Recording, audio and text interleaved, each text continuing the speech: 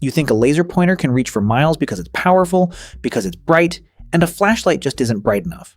Wrong. That thin thread of red light and the harsh beam in your hand that can barely light up half a street, the gap between them has nothing to do with brightness. A flashlight's light has already died halfway there from the very moment it leaves the bulb. Died in the physical sense. You've definitely had this experience. You point a flashlight up at the night sky, and that column of light seems to fly out maybe 100 meters before the darkness swallows it whole. You think the flashlight just isn't bright enough. It isn't that.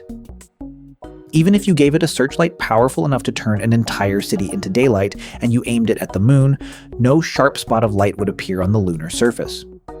There'd only be a faint, blurry, scattered glow, like someone dipped a mop in white paint and lightly smeared it across the moon's face. And yet a $2 laser pointer can burn a pinpoint dot with razor-sharp edges onto a wall miles away. Hidden in that gap are the two most fundamental ways light can live. In 1900, a German physicist named Max Planck was wrestling with himself. He was 42, a professor at the University of Berlin, and his favorite pastimes were playing the piano and climbing mountains. By any measure, he didn't look like the kind of man who'd tear down the entire edifice of physics.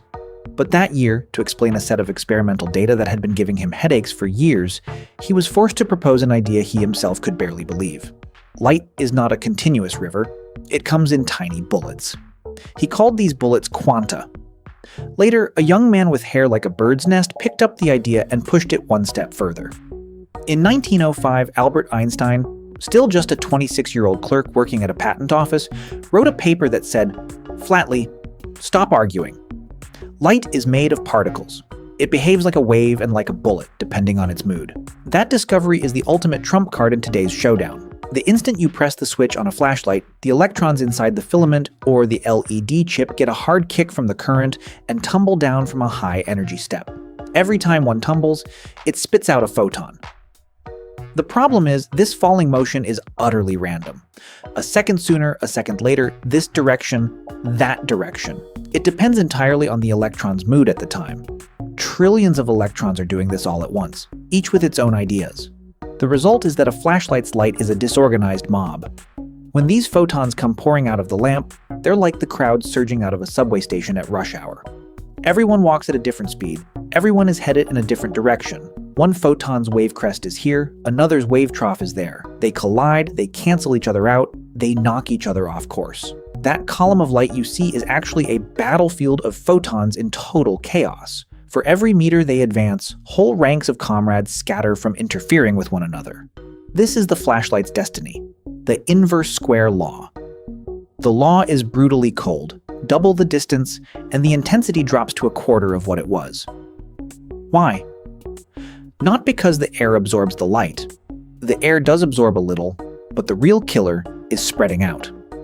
A beam of flashlight light shoots out of the lamp and immediately begins to swell and thin out, like a spoonful of salt poured into a glass of water.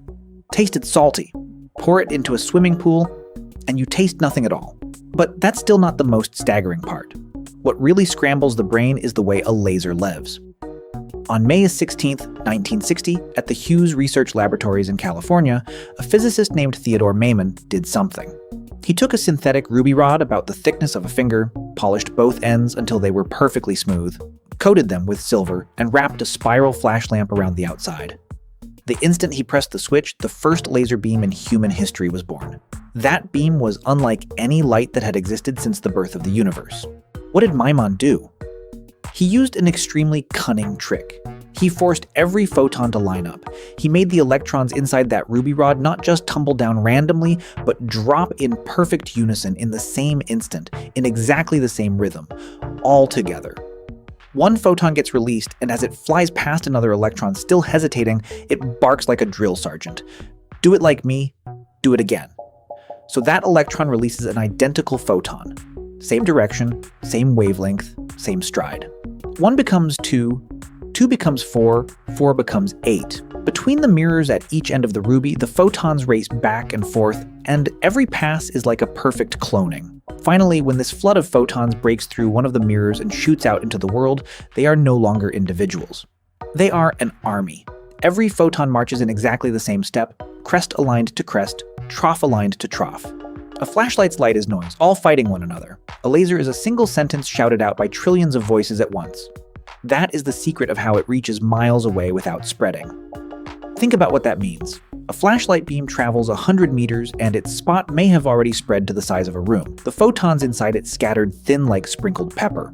A laser beam travels a kilometer, and its spot may still be smaller than your fist, trillions of photons still clutching each other tight, packed at an astonishing density. They don't spread out because they never intended to go anywhere else. From the moment they were born, they were trained into one direction, one rhythm, one goal. So here's the question. If you could shine a laser onto the moon, what would it become? The answer is, humans actually did this. On July 20th, 1969, the astronauts of Apollo 11 placed something on the lunar surface. Not the flag. The flag was later knocked over by the exhaust when the lunar module took off. What they placed was a mirror, an array made of 100 fused quartz reflecting prisms. Ever since, scientists on Earth have fired lasers at that mirror, waiting for the photons to make the round trip between Earth and the moon. One round trip takes about 2.5 seconds, 380,000 kilometers. By the time those photons bounce back from the moon and get recaptured by a telescope on Earth, the original laser beam, perhaps only a few millimeters wide on Earth, has spread to about 6.5 kilometers across by the time it reaches the lunar surface. Sounds huge, right? But do the math. The beam traveled 380,000 kilometers and only spread out 6.5 kilometers. That level of precision is like standing in New York and shining a laser pointer at a single coin in Chicago, with the spot landing just wide enough to cover it. Over that same distance, if you tried it with a flashlight, of course you couldn't even reach.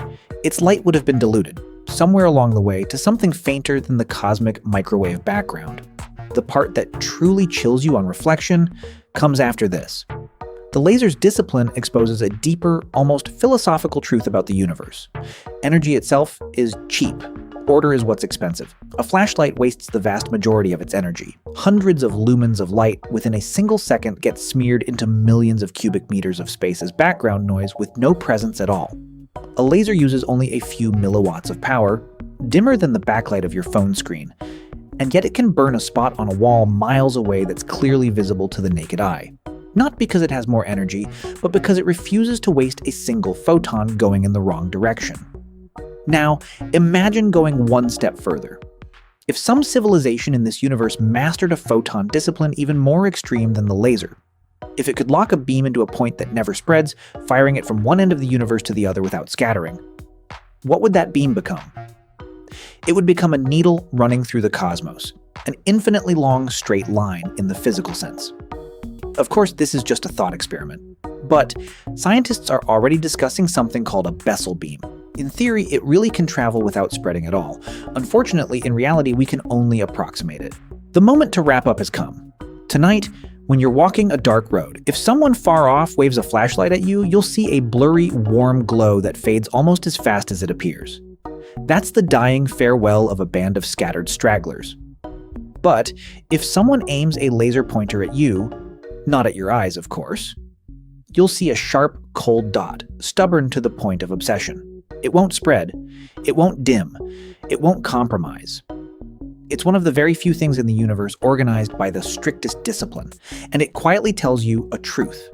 In a universe where most energy loves to be lazy, loves to follow the crowd, loves to spread in the direction of least resistance, real penetrating power has never come from brute force. It comes from unity. Before that dot of light dazzles your eyes, think about this.